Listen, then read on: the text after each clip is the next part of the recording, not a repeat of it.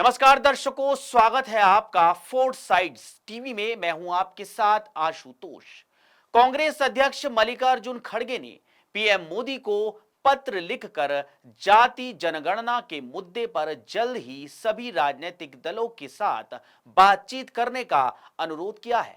उन्होंने कहा कि मैंने 16 अप्रैल 2023 को ही आपको जाति जनगणना के मुद्दे पर पत्र लिखा था, लेकिन अफसोस की बात है कि मुझे इस पत्र का कोई जवाब नहीं मिला।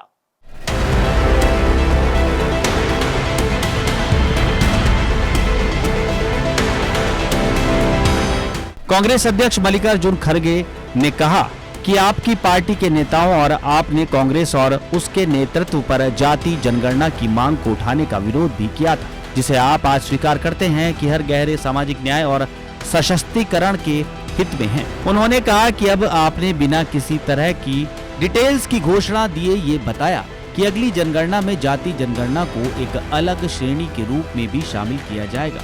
ये जनगणना वास्तव में 2021 में होनी थी। उन्होंने कहा कि मेरे पास आपके विचार के लिए 3 सुझाव हैं। जनगणना प्रश्नावली का डिजाइन काफी अहम है। जाति की जानकारी को गिनती के उद्देश्य से नहीं बल्कि बड़े सामाजिक आर्थिक उद्देश्यों को प्राप्त करने के लिए इकट्ठा किया जाना चाहिए। खड़गे ने कहा कि हाल ही में आयोजित तेलंगाना राज्य सर्वेक्षण व्यापक था और इसमें मजबूत कार्यप्रणाली के साथ सुधार किया गया था। भारत सरकार को तेलंगाना मॉडल का उपयोग करना चाहिए, खासतौर पर प्रश्नावली को अंतिम रूप देने के लिए अपनाई गई कार्यप्रणाली और पूछे गए अंतिम प्रश्नों के सेट को इसमें शामिल किया जा सकता है। उन्होंने कहा कि रिपोर्ट में कुछ भी गोपनीय नहीं होना चाहिए।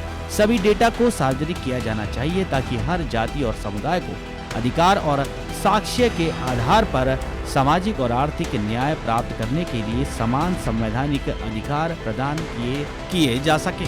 उन्होंने कहा कि अगस्त 1994 से हमारे संविधान की 9वीं अनुसूची में केवल तमिलनाडु आरक्षण कानून को संरक्षित किया गया है। अन्य राज्यों के कानूनों को भी 9वीं सूची में शामिल किया जाना चाहिए। जाति जनगणना के कार्यान्वयन को सुनिश्चित करने के लिए संवैधानिक ढाल के बिना ये स्पष्ट है कि भविष्य की कानूनी चुनौतियों और बाधाओं से बचना मुश्किल होगा। इसलिए SC, ST और OBC के लिए मौजूदा सुरक्षा को संवैधानिक संशोधन द्वारा हटाया जाना चाहिए।